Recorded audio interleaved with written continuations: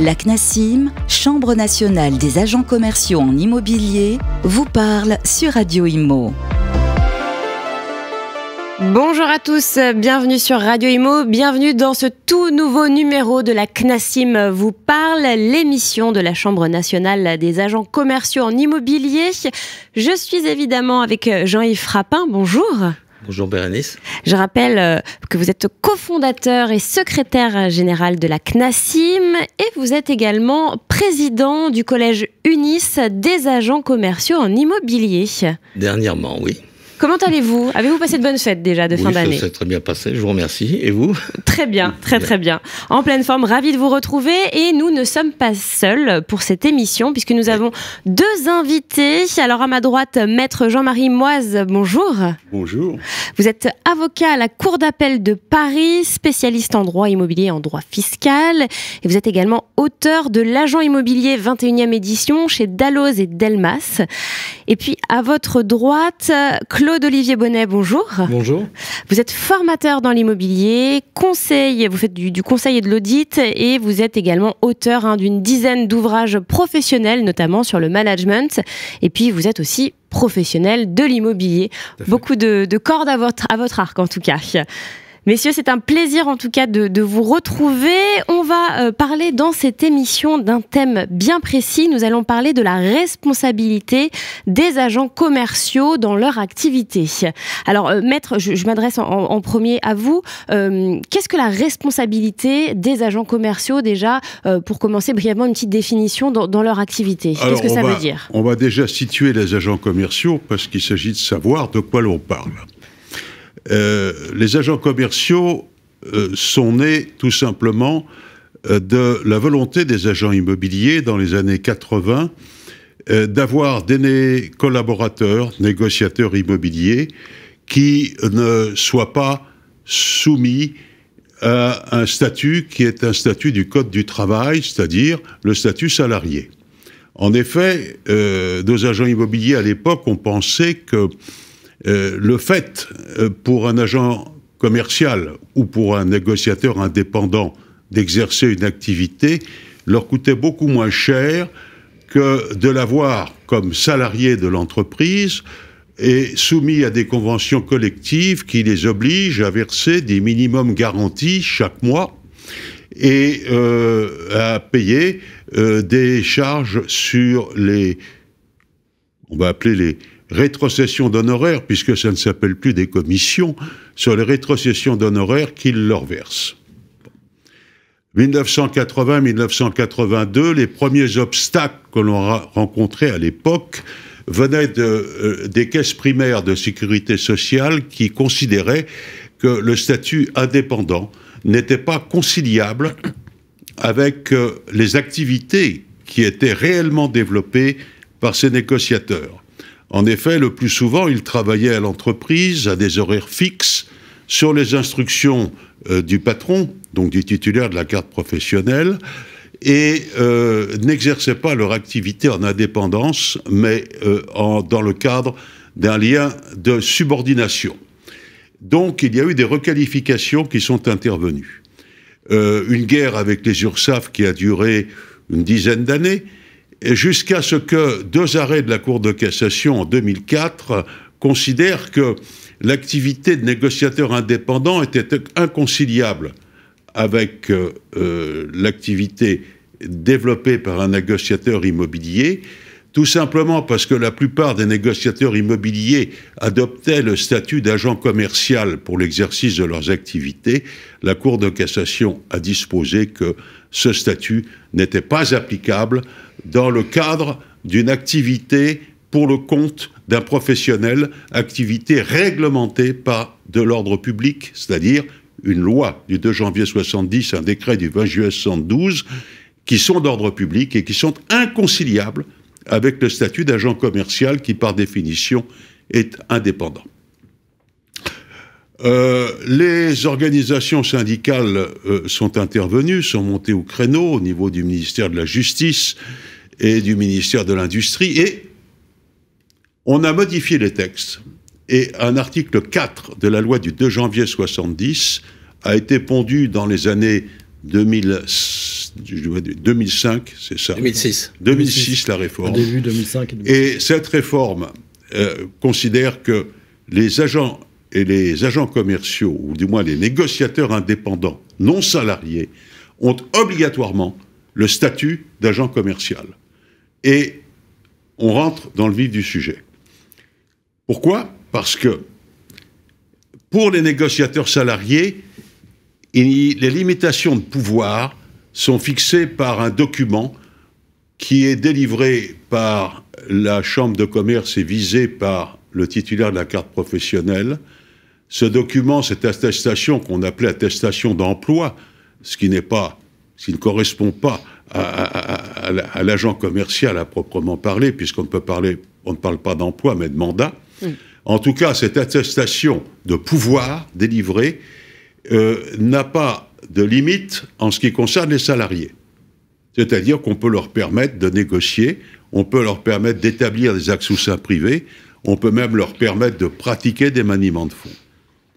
Mais, en ce qui concerne les agents commerciaux, avec la réforme résultant de l'article 4 de la loi du 2 janvier 70 et l'article 9 du décret du 20 juillet 72, nos agents commerciaux sont des négociateurs, j'allais dire, qui sont castrés.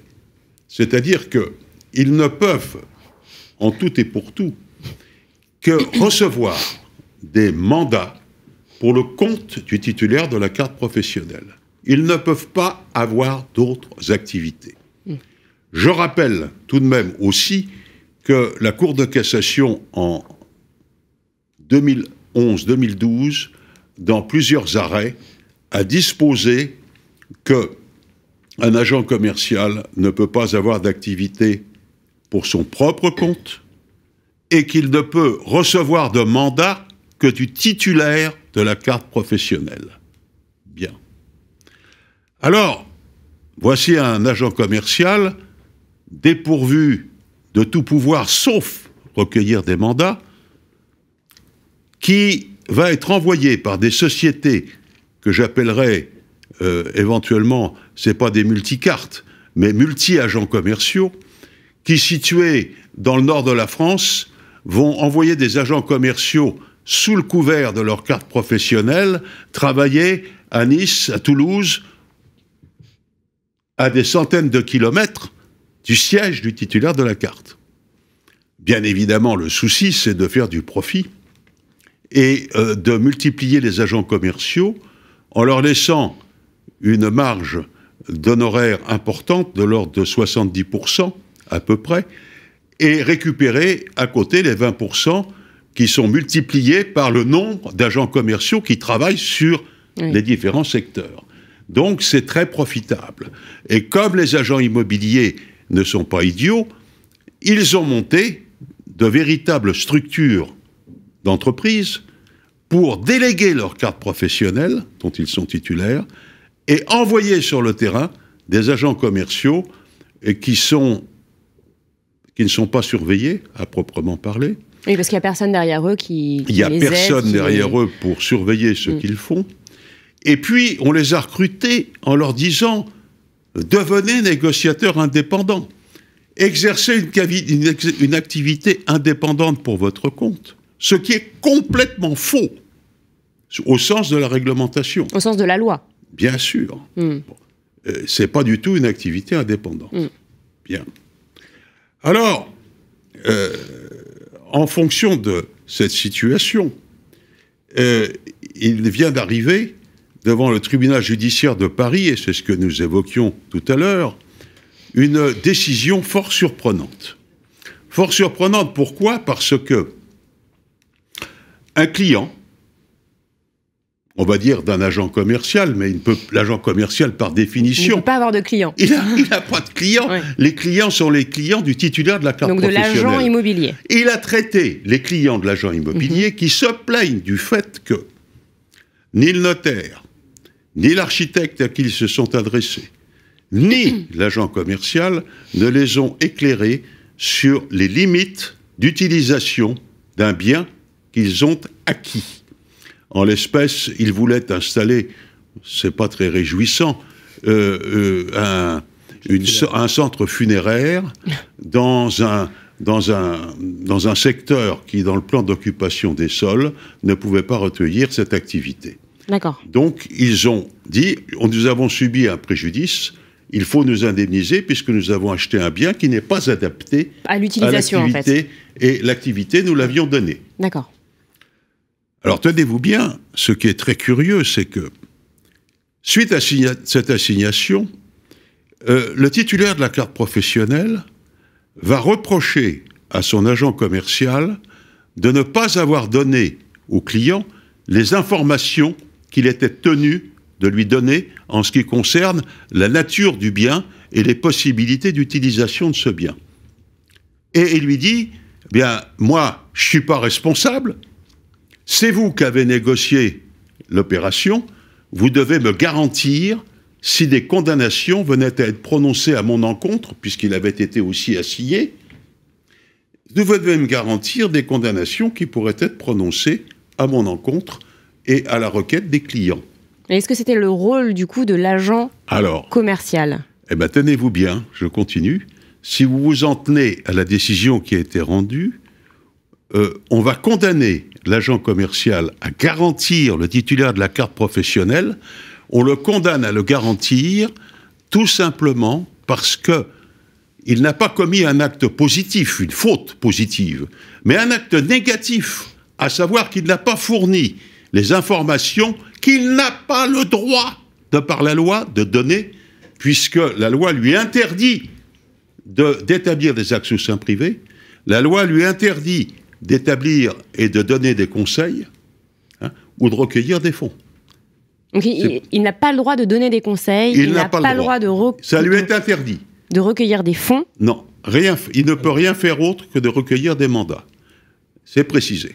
Alors, le tribunal rend en voie de condamnation, alors que, curieusement, la compagnie d'assurance de cet agent commercial ne va pas soulever le fait qu'il ne peut pas, par omission, avoir commis une faute en ne donnant pas les conseils, car ces conseils lui sont interdits par la loi.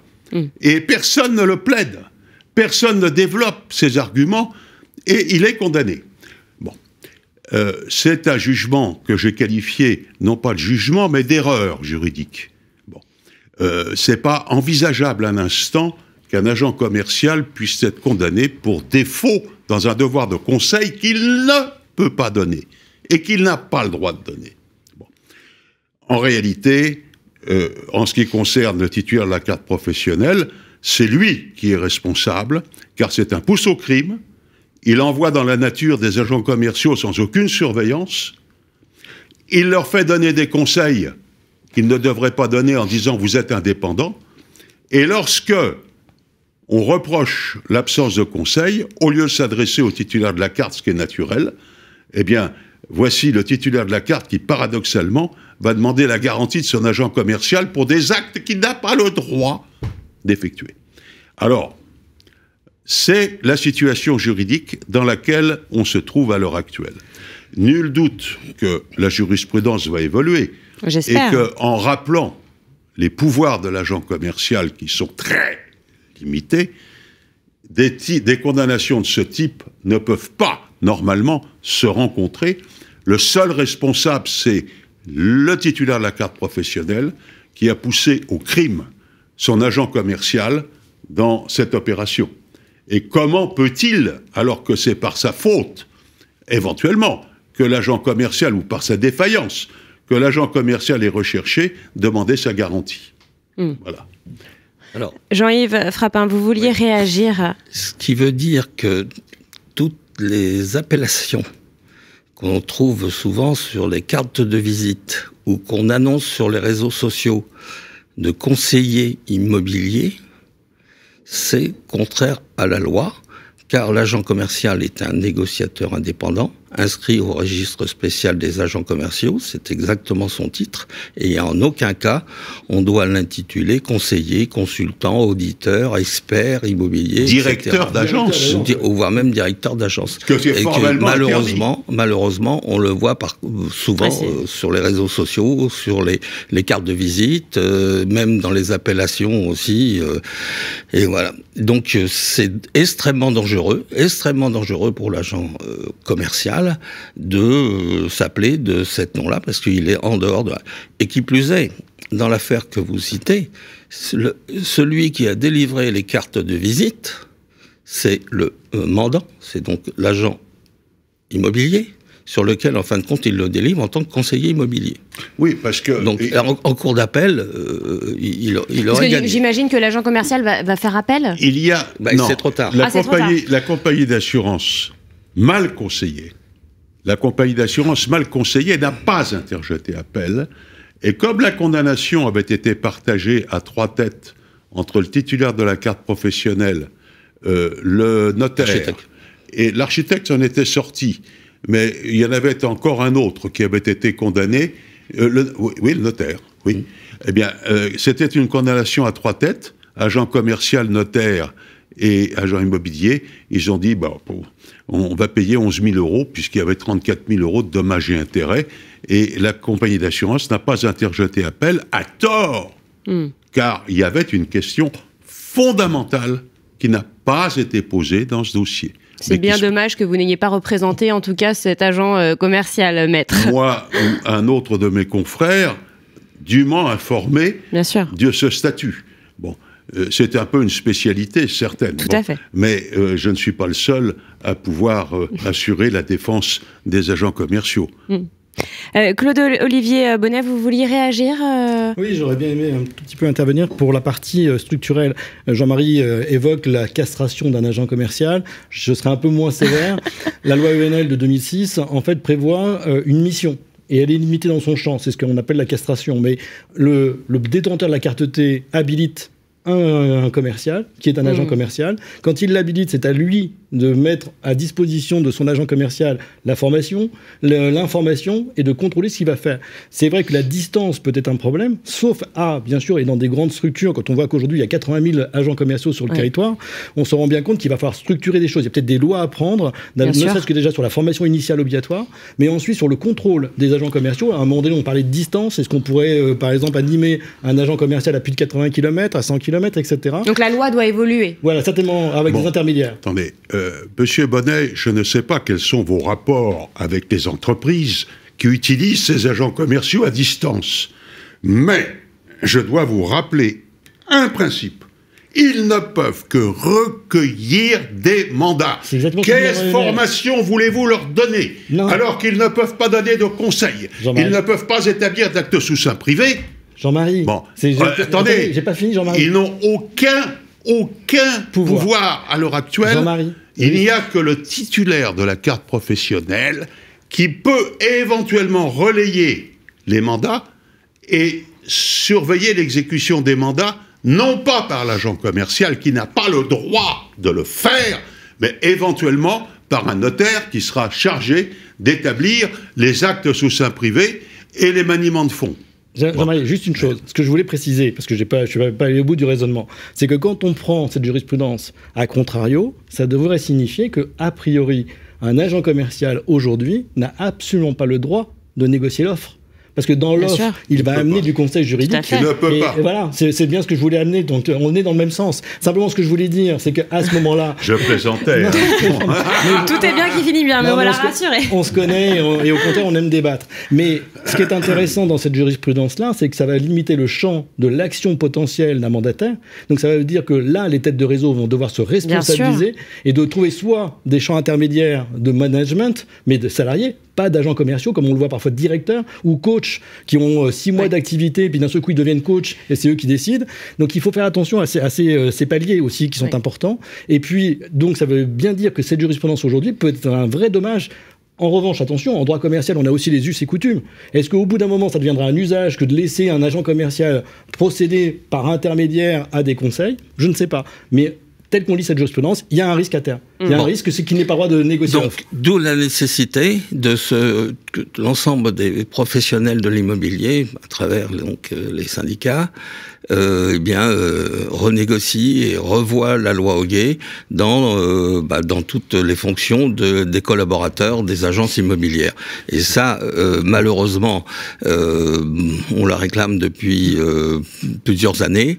Il y a certains décrets qui sont toujours pas parus, notamment le décret sur la formation initiale qu'on attend depuis Madame Duflot. Donc ça fait quand même 7 ans. Jean-Marie, Jean-Yves, on l'avait discuté avec Soubi, tu te rappelles, en livre blanc.